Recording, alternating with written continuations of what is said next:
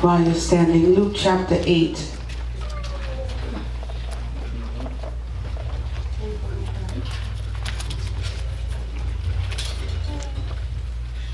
Going to verse 40. Luke 8, verse number 40.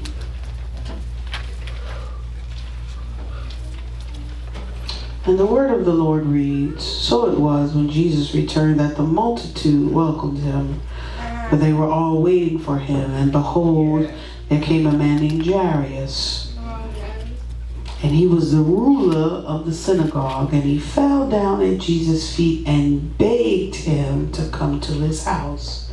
For he had an only daughter about 12 years of age, and she was dying. But as he went, the multitude thronged him. Skip down to 49. While he was still speaking, someone came from the ruler of the synagogue's house saying, Your daughter's dead. Don't trouble the teacher. But when Jesus heard it, he answered him, saying, Do not be afraid, only believe, and she will be made well. When he came into the house, he permitted no one to go in except Peter, James, and John, and the father and mother of the girl. Now all wept and mourned for her. But he said, he being Jesus, Do not weep, she's not dead, but sleeping. And they ridiculed him, knowing that she was dead. He put them all outside. He put them out.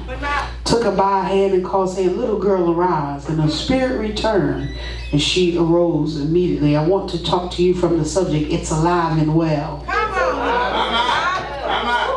As I always do, I require some assistance from you. I want you to grab your neighbor by the hand. Grab him by the hand.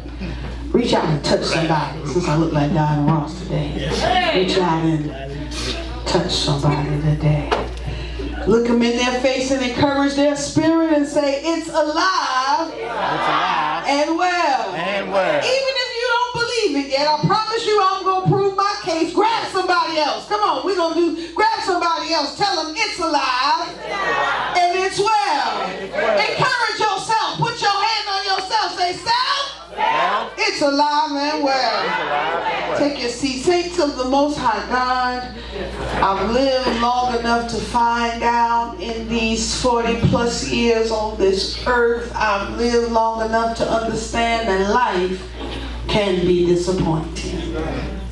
What you thought you should, woulda, and coulda have happened hasn't happened or hasn't turned out like you thought it shoulda, woulda, or coulda have happened. Am I right about it? Sometimes when you look at your life or even the lives of others, you make judgments as to how you think your life or even their life should go. Let me see if I can get you to understand where I come from.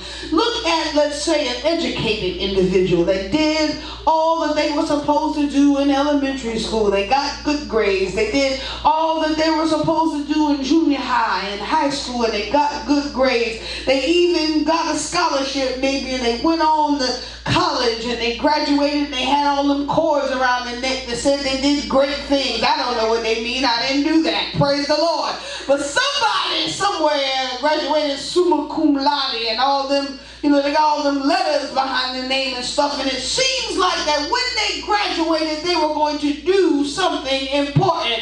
I mean, they had all their I's dotted and they had all their T's crossed. And by all intents and purposes, they should have done something great. But here they stand right next to you in the unemployment line. Yep. Come on. They find themselves in the same unemployment office with the high school dropout. And you say to yourself, how in the world does that make sense? Let me see if I can explain it. I'm going to tell you what happens. Life happens.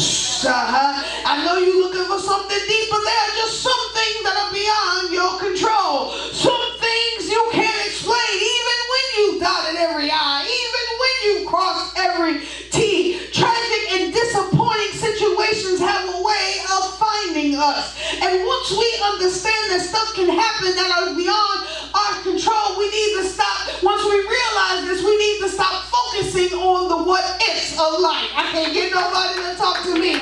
We as children of the Most High God have to stop focusing on the what ifs and focus on the who is. Yeah.